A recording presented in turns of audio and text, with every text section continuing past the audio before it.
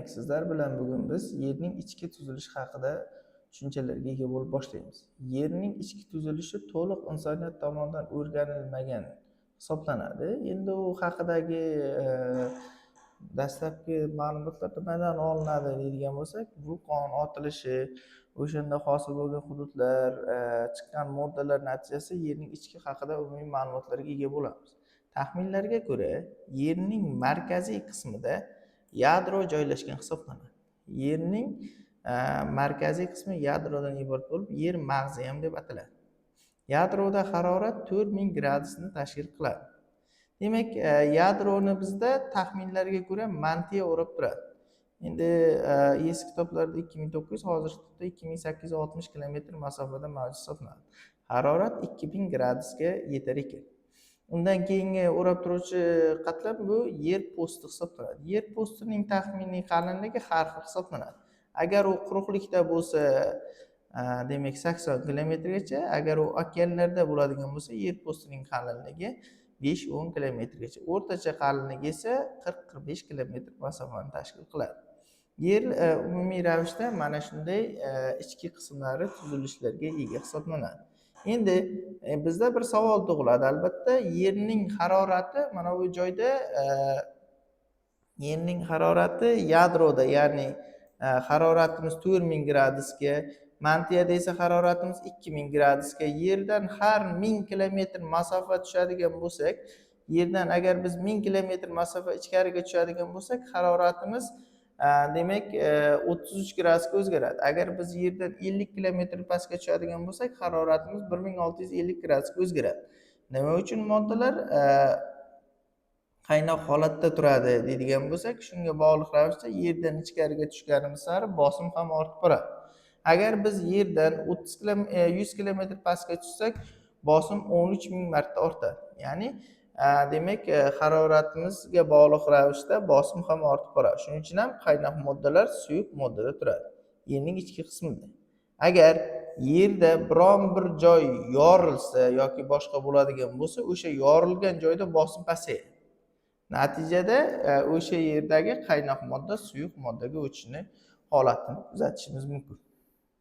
Demak, o'sha moddalar qaynoq moddaga o'tish hodisasi kuzatiladi. Endi yerning ichki qismi mana shunday tuzilishga ega hisoblanadi. Yadro, demak tashqi yadro, mantiya va yer po'stidan iborat hisoblanar ekan. Endi bu yerning tuzilishi hisoblanadi. Endi ko'proq buni tuxum shakliga o'xshatamiz. Tuxumning tashqi qismi yer po'sti, uning o'rta qismi demak mantiya, ichidagi sariq joyni demak yadroga misol tariqasida keltirib o'tar ekanmiz. Endi yerning ichki qismini o'rganishda bizda yaxshi ma'lumki tosh qobig'imiz bor, ya'ni litosfera hisoblanadi. Litosfera qayerlarni o'z ichiga oladi deydigan bo'lsak, yer po'sti va yuqori mantiyani o'z ichiga oladi. Ya'ni yer po'sti va yuqori mantiyani o'z ichiga olgan qobig'imiz bizda litosfera deb ataladi. Endi yer po'stining ham tuzilishi aynan 3 qismdan iborat. Bular cho'kindi, granit va demak bazalt hisoblanadi. Okeanlarga borganimiz sari cho'kindi bilan bazalt qatlam bor-u, lekin bizda okeanlarda granit qatlam yo'q. Chunki okeanlarda bo'shliq kamroq hisoblanadi. Endi cho'kindi qatlam bu organizmlarning cho'kishi natijasida hosil bo'ladi. Granit va bazalt qatlam ko'proq magmatik tog' jinslarini yerning ichki qismida qotib qolishi natijasida hosil bo'ladigan qatlam hisoblanar ekan. Endi yer po'sti mana shunday 3 ta qatlamdan iborat hisoblanadi. Yuqori mantiyani ham o'z ichiga oluvchi qatlam hisoblanadi. Endi mantiya 3 qismdan iborat. Quyi, yuqori va o'rta qismlardan iborat hisoblanadi. Faqatgina yuqori qismini biz demak litosferada o'rganib borar ekanmiz. Endi litosferada shunday hodisalar ham bo'ladi. Endi mana yerning ichki tuzilishi boshqalarga e'tibor beradigan bo'lsak, doimiy ravishda bir joy ko'tariladi, bir joy tushadi, hodisalar bo'lib turadi. Endi bu tashqi va ichki omillar ta'sirida mana shu o'zgarishlar bo'ladi.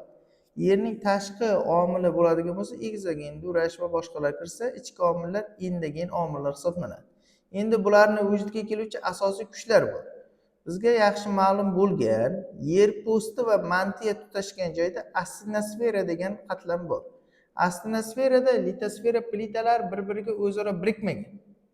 Natijada yerda asosiy yettita, mana 6 ta materik, Yevrosiyo, Shimoliy Amerika, Janubiy Amerika, Afrika, Hind, Avstraliya, Antarktida va Tinch.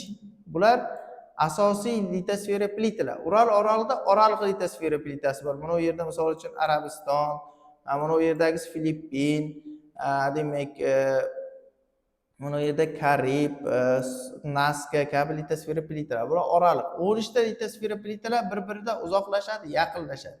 Va natijada ana shu hududlarda demak biz yaxshi bilgan zilzila va vulqon hodisalari bo'ladi. Endi mana shu litosfera plitalar mavjud bo'lgan to'qnashgan hududlar bular seysmik mintaqalar hisoblanadi.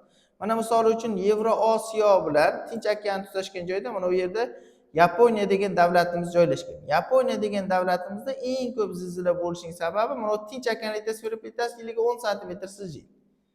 Ana shuning uchun ham shunday hodisa bo'ladi. Yoki dunyodagi eng baland nuqta, Jomolunma Everest nuqtasi mana joylashgan hududiga e'tibor beradigan bo'lsak, joylashgan hududi aynan Hind, Yevrosiyo va Hind Avstraliya litosfera plitalar to'qnashgan joyda joylashgan. Bu ikkalasi bir-biriga yiliga 4 sm suriladi.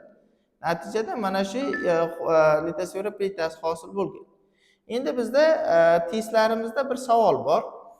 Qanday mazmunda deydigan bo'lsalaringiz, okeanlarning eng chuqur qismi qaysi qismiga to'g'ri keladi deydigan bo'lsak, okeanlarning eng chuqur qismi chekka qismiga to'g'ri keladi.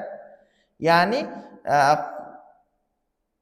suvli muhit va quruqlik muhit to'qnashgan joyda eng chuqur cho'kmalar hosil bo'ladi. Ikkita quruqlik litosfera plitasi to'qnashgan joyda esa baland tog'liklar hosil bo'ladi.